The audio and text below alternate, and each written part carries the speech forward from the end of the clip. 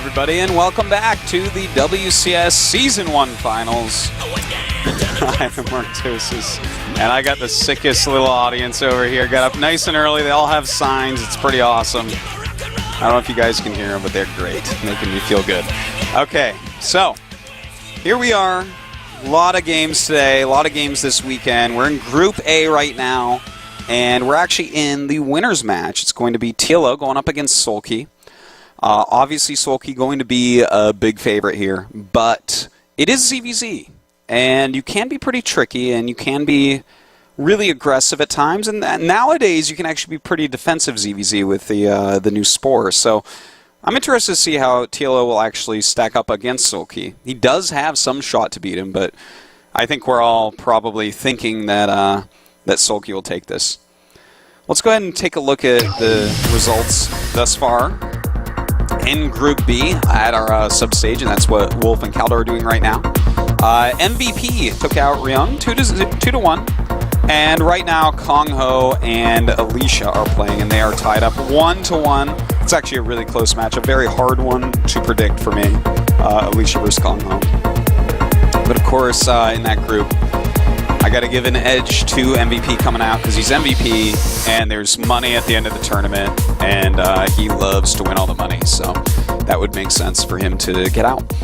Okay, so we should be going into here really soon here. I think that they are already in the game. Yep, TLO and Soulkey look like they are prepared to go to battle. We did get to see TLO play against Stefano. Now the question is, how many ZVZ games does he have prepared? Because he has to play up to 9 ZVZs in this group today. He already played 3 against Stefano. He could play up to 3 against Soulkey. And then if he loses to Soulkey, he has to play possibly against Stefano again. So he has to have a certain number of ZVZ plans because, of course, Soulkey watched and studied very closely what TLO did. Things such as, where did the Overlords go? He was opening hatch first every time. Was that something that Soulkey wants to look at and say, okay, is he going to keep doing this? Well, then I can go for a quick pull. He also saw that TLO did some very sharp timings, really utilized a lot of Zergling Baneling attacks. So Soulkey has a good amount of information. Now, was that TLO's very best ZVZ strategies? Will he have something completely different planned for Soulkey? Like, that's going to be the first thing I'm really going to be staring at is, does he go hatchery first? Because he showed so much hatchery first against Stefano that if I'm Soulkey, I might be thinking about doing a 10 pull or something like that to maybe punish him for it. Maybe some sort of all-in, but as we see one of the great guys in the audience. Awesome sign. That's actually my favorite game on that sign. Oh, we have so much in common. All right. Looks like our players are ready. TLO looking a bit pensive right there. Soulkey looking actually pretty normal, like he's queuing up for a ladder match almost. Very calm player. Of course, he did just win GSL last week. And that's a pretty big accomplishment, I have to say. Definitely the best player in the world right now, up there with Innovation. Definitely the best Zerg, but TLO, his results get better and better and better. I think he probably has the healthiest mindset out of every pro. Yeah, pretty much. He's very healthy in body and mind, really works on that. Very smart training regimens. Good outlook on the game and all that. So I think that's why we're seeing so many great results from him. Will it continue here against Soulkey, though? You know, one of the nice things again about playing someone like the champion in a tournament like this, no one's really expecting TLO to end up taking it. So that takes a lot of pressure off of you, believe it or not. There's definitely been some games in the past when I was a Starcraft 1 pro where I played against world champions in these Foreigner versus Korea things, and there's really not much pressure. You can play a pretty good game because you just know you're going to lose. It doesn't matter. So because of the perceived lack of pressure of playing against the current champion Soulkey, can TLO play his absolute best to take him out? Alright, let's introduce these players in the top right of Neoplanet S. It is our German Zerg. He is Liquid TLO from Europe. And then in the bottom left, our red Zerg player, he is... Woongjin Star Soulkey from Korea. Yes, indeed. So, have to see exactly what builds these guys are going for. Tilo actually going for a 10 Overlord. Alright, well, the 9 Overlord from Soulkey, a little bit better, economically speaking, but the 10 Overlord, some people do prefer that. It does give you slightly more minerals at a different, earlier moment in the game. So far, pretty much the same. Right now I'm basically just waiting to see what Tilo's opener is. Like, when does he make the pool? When does he make the hatchery? That's, you know, as I was saying before, we have so many Zergs in this tournament. I feel like we're going to learn a lot about what ZVZ really is, because since the patch change, making the Spore Crawlers a lot better against Mutalisks, we haven't seen very many ZVZs at the highest level. So I feel like this weekend is going to kind of stabilize the metagame, where it's at, how people are playing. And Tilo goes for the hatchery first again, which is kind of neat, because Soulkey got to see him go hatchery first a lot against Stefano. And if he shows it game 1, does Soulkey counter it game 2? In which case, does Tilo already have accounted for that, and then counter what could counter it? Like, you know, the kind of little, the dance, the tactical wheel. A lot of mind games can go on there, and in fact, sometimes you can outthink yourself. Like, for instance, Soulkey may actually end up going pool hatch every game in this series, because he may think, I am so much better than Tilo that I can take the slightly bad end that's a little bit safer in some circumstances and a little bit worse in some circumstances, and I can take both those positions and win from them. Okay, so Tilo this game, a little bit unlike the others as well. He got that gas a bit earlier, as I was mentioning. Now, what is he going to do with the earlier gas? Because he got the gas a bit later against Stefano on Belshir in that last series, yet still went for the aggression. So we'll see if this is just for speed. You know, he could go speed into Banelings and do a little bit of a pressure attack. And, of course, he could do something completely different, like a very fast layer or something. But I feel like Tilo is not a fast layer guy. And, in fact, he's already stopped mining gas. So this is probably just going to be for speed. And the Overlord saw he was mining gas, so he doesn't actually need to start speed yet. He can if he likes, but he may time it out based upon what he sees from Soulkey. And in fact, he just checked Soulkey's gas, and Soulkey has taken the gas but mined nothing from it and is mining nothing from it. So what does this mean? In fact, with Soulkey's side, I don't know what this means, but from TLO's side, he was waiting to see what Soulkey was doing with gas to make his own decision. And we see now what his decision was. A second gas and a Roach Horn. It does look like he's going to do the same all-in that we saw against Stefano on this map. And that could be because the gas is so late for Soulkey that he's expecting that Soulkey is going to be late on, getting any roaches out. And will he have enough spines against a Roach Bane attack? It's really hard to say.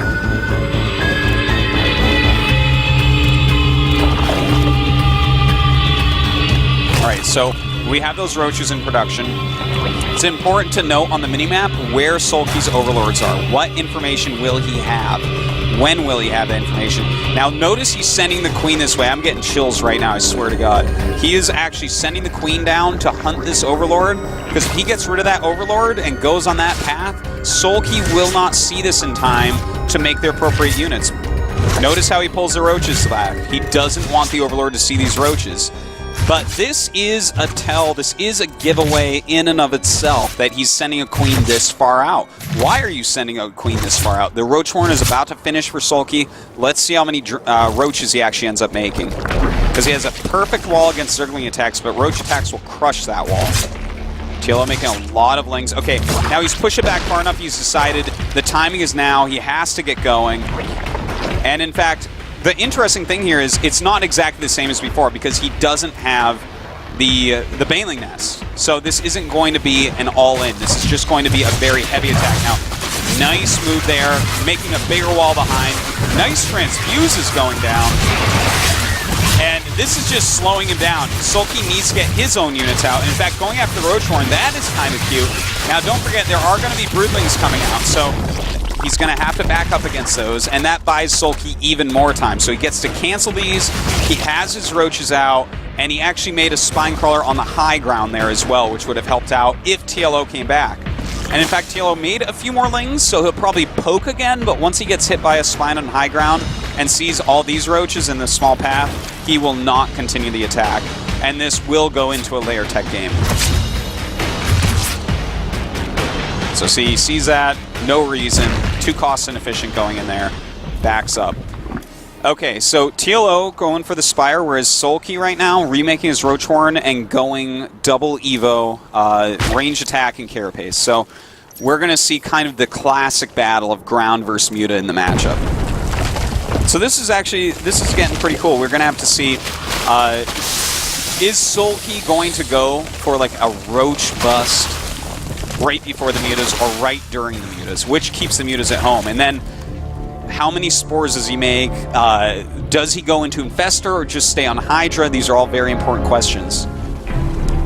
Now with TLO, how many Mutas is he actually going to commit to? And in fact, did you just see that 2 spines going to be going up for him? Those 2 spines are because he realizes, okay, the amount of Roaches you have has actually grown since the last time I saw them, which means you're staying Roaches. These aren't just defensive Roaches into Mutas. This is actually Roach tech from Soulkey. So really good scouting with this Overseer. He has so much information right now. But the one thing that TLO did do right before that got scouted was start Roach Speed. So that's a little bit of misinformation. And Roach Speed is a good thing to have anyways, because you can't stay on Mutalisk all game like you could before the patch. So we'll have to see if he can actually hold on here. Of course, at third base, if it ever gets attacked, will just have to be canceled. This is a lot of Roaches, but those 2 spines going to help out immensely. Good surface area there by TLO. He wants to have those spines always hitting. And it looks like he has enough to defend here completely. In fact, with the Lings and Roaches, he's getting a lot of extra hits. This is going really well in TLO's favor, I would say. This is very nice. And now he's going to have map control. Even though we have better upgrades for Soulkey and we do see a supply advantage, that supply advantage is primarily in Roaches.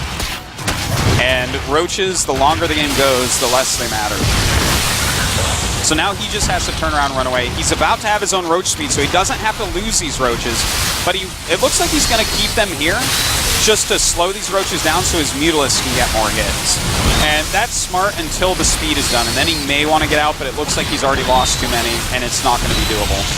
But with this many Mutas, the Roaches can't really do significant damage. They might have been able to go in and kill that third, and in fact, I love this, bringing the Queens, because the Queens do take the same upgrades as the Roaches, and with that many transfuses, his Roaches aren't going to die and his Queens aren't going to die very easily.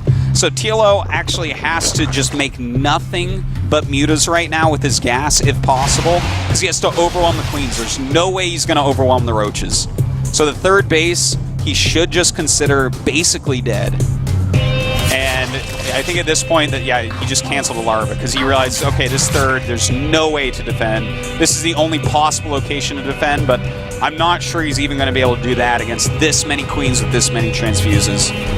And in fact, with that Nidus Worm being made right now, the rally is just going to come so quickly. He's going to have creep to work with. He's going to be able to throw down a creep tumor, and then his Queens are going to be even quicker. It's really a good scenario for him. So, yeah, I don't know how theoretically from this position TLO can hold either. There's so much transfuse. So he's trying to utilize these Spine Crawlers as much as he possibly can. It just looks like there's too much damage here, and with the transfuses, he can't stop this. The Queens will pick off all of the Mutas, and it looks like we're gonna have to see a GG coming out of TLO pretty quick. And there you have it. All right, kind of a cool one to open up with, I think. Some of the points that I really liked. TLO mined 100 gas. And then he scouted exactly the gas timings of Soulkey to decide what strategy he wanted to go for. At first, I thought it was the same build as before because he grabbed that second gas, but it turns out he wanted to go into layer and just put on pressure with the Roaches and the Zerglings. Now, that may have been the follow-up build for Neoplanet S from what he did against Stefano. So, for instance, that may have been him saying, okay, this looks like the same strategy. You're going to think I'm all in with Roach Bane, but I'm actually going up to Mutalisks. In which case, does his opponent overproduce defensive Roaches, which he's not really planning to attack with? Does he perhaps overproduce Spine Crawlers, which won't really help out that much against Mutalisk tech?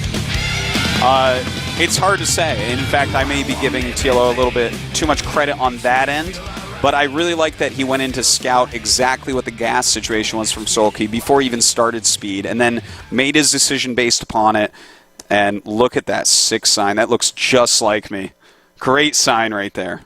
This is the best audience ever. Well, I'm not going to say the number, but 7 of you. All right, so TLO against Soulkey. The map going to be Daybreak. We saw TLO play here a little bit earlier as well. Looks like we are